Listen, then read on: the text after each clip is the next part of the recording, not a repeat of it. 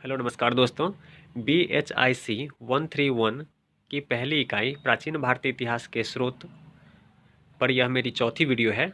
इससे पहले मैं 3 वीडियो बना चुका हूं, जिसमें 2 वीडियो साहित्यिक स्रोत पर और एक वीडियो पुरातात्विक स्रोत के प्रारंभिक भाग पर बनाया था।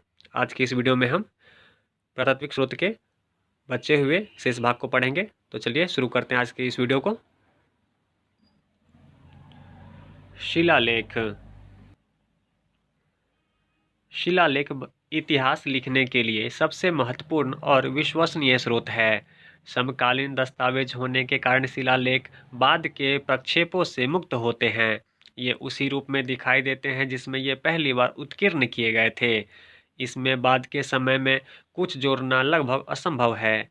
भोजपत्र, ताड़ के पत्ते, कागज आदि जैसी नरम सामग्री पर लिखे शब्दों की पुनः नकल करने की आवश्यकता होती थी, क्योंकि पुरानी पांडुलिपियां समय के साथ नष्ट हो जाती है।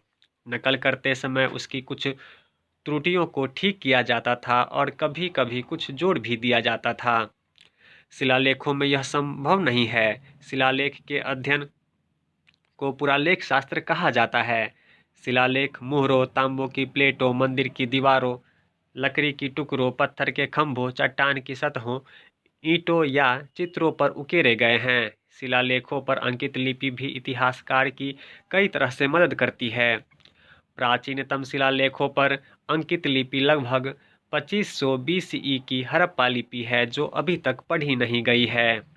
हड़प्पा की मोहरों पर लेखन को पढ़ने में अभी तक सफलता नहीं मिली। सर्वप्रथम अशोक के शिलालेख पढ़े गए। ये शिलालेख पूरे उपमहाद्वीप में चट्टान की सतह पर और पत्थर के सतहों स्तंभों पर पाए गए हैं। ये चार लिपियों में लिखे हुए हैं। अशोक के तत्कालिक साम्राज्य जो वर्तमान अफगानिस्तान में था, वहाँ अरमाइक और ग्रीक लिपियों का इस्तेमाल किया गया था।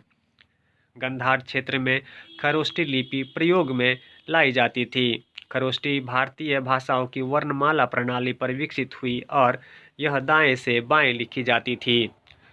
उसके बाकी साम्राज्य में उत्तर में कालसी से लेकर दक्षिण में मैसूर तक ब्राह्मी लिपि प्रयोग की जाती थी।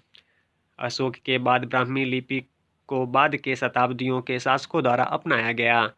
इसके बारे में सबसे दिलचस्प बात यह है कि इसके अक्षर समय समय पर संशोधित किए गए। ब्राह्मी से भारत की लगभग सभी लिपियां दक्षिण में तमिल, तेलुगु, कन्नड़ और मलयालम और नागरी, गुजराती, बंगाली उत्पन्न हुई है। ब्राह्मी के अक्षरों के संशोधन का एक लाभ हुआ है। इससे उस समय अथवा शताब्दी का पता लगना लगभग संभव हो गया जिसमें विशेष अभिलेख लिखा गया था। लिपियों के विकास के अध्ययन को पेलियोग्राफी कहा जाता है। अशोक के शिलालेख को पढ़ने का श्रेय जेम्स प्रिंसेप को जाता है। इसके बाद पुरालेख का अध्ययन करने अपने आप में एक विषय बन गया। वे बंगाल में ईस्ट इंडिया कंपनी में एक सिविल सेवक थे। अशोक के शिलालेख अपने आप में अनुपम हैं।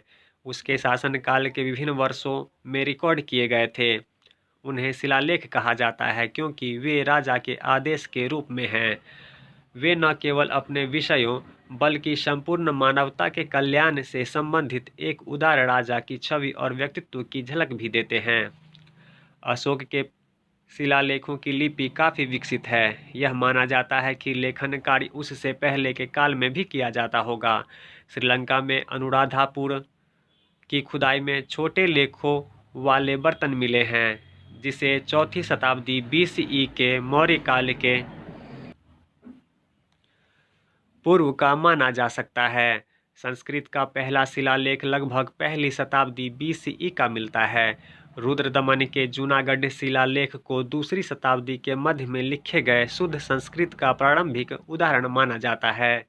प्राकृत और संस्कृत के मिश्रण वाला प्रारंभिक अभिलेख लगभग 5वीं शताब्दी CE में मिलता है, जिसका स्थान शाही अभिलेखों की भाषा के रूप में संस्कृत ने लिया। अभिलेख विभिन्न प्रकार के थे। अशोक के शिलालेख राजकीय आदेश थे जो सामान्य रूप से अधिकारियों या लोगों को संबोधित थे। वह सामाजिक, धार्मिक और प्रशासनिक मामलों से संबंधित थे। अशोक का लुम्बिनी स्तंभ लेख एक स्मारक शिलालेख है क्योंकि अशोक द्वारा की गई बुद्ध के जन्म स्थान की यात्रा को दर्ज करता है। फिर सती तथा नायक के स्मारक मिले, जिनमें से कुछ पर अभिलेख मिलते हैं। मंदिर के निर्माण को रिकॉर्ड करने वाले दान अभिलेख सैकड़ों की संख्या में प्रारंभिक मध्ययुगीन काल के दक्कन और दक्षिण भारत में पाए गए हैं। इसके अलावा हमारे पास ताम्रपत्रों पर उत्कीर्ण राजकीय भूमि अनुदानों के कई हजार शिलालेख मिलते हैं। ये दान के दस्तावेज हैं जो ब्राह्मणों और अन्य लाभार्थियों को दिए गए। भूमि और अन्य वस्तुओं के अनुदान रिकॉर्ड करते हैं। यद्यपि ये भूमि दान शिलालेख मंदिरों, देवताओं, ब्राह्मणों आदि को भूमि की बिक्री या दान से संबंधित है, लेकिन अधिकांशतः वे दानदाताओं के वंश और अन्य आर्थिक जानकारी का विवरण भी देते हैं। इसी प्रकार ये राजनीति, सामाजिक और आर्थिक इतिहास का एक बड़ा स्रोत है। इनसे हमें भूमि के अनुदान के बारे में भी पता चलता है, जो सभी करों से मुक्त ब्राह्मणों को दी गई थी। इन्हें अग्रहार कहा जाता था।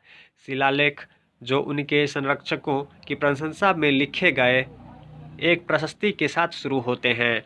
उदाहरण हेतु प्रथम शताब्दी BCE के प्रथम शताब्दी CE के कलिंग के राजा खारवेल के हाथी गुम्फा शिलालेख और गुप्त राजा समुद्रगुप्त के इलाहाबाद स्तंभ शिलालेख हैं।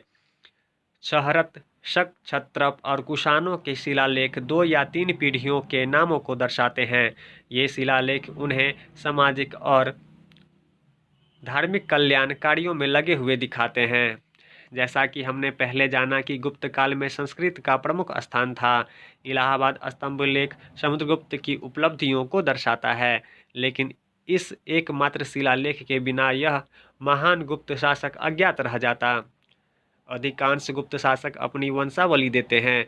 बाद के राजवंशों की यह प्रथा बन गई। वे अपने विजय की कथाओं सहित अपने पूर्ववर्तियों की विजय और उपलब्धियों व उत्पत्ति के मिथक विवरण भी देते थे। चालुक्य राजा पुलकेशन द्वितीय ने अपने ऐहोल शिलालेख में वंशावली और उपलब्धियों के बारे में बताया है। इसी तरह भोज का ग्वालियर शिलालेख उनके पूर्ववर्तियों और उनकी उपलब्धियों का पूरा विवरण देता है। कुछ शिलालेख बांध, जलाशय, टैंक तथा धर्मार्थ भोजन घर आदि के निर्माण को रिकॉर्ड करते हैं। शक शासक रुद्रदमन ने जूनागढ़ गिरनार शिलालेख में चंद्रगुप्त मौर्य के समय सुदर्शन झील नामक एक जलाशय के निर्माण का रिकॉर्ड है। अशोक के शासनकाल में इसे पूर्ण किया गया और लगभग दूसरी शताब्दी BCE में इसकी मरम्मत की गई।